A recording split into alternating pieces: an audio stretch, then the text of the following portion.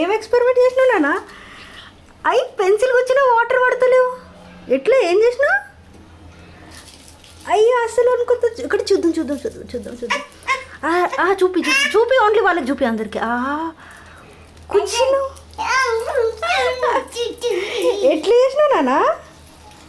నాన్న ఎట్లా చేసినావు అంది? బట్టలన్నీ పచ్చిగా అయిపోయినాయా? ఓకే నువ్వు చెప్పు ఎట్లా చేసినావు అంటే? అంటే అట్లా కూర్చున్నావా? ఓకే అది ఏం కలర్ వేసినావు?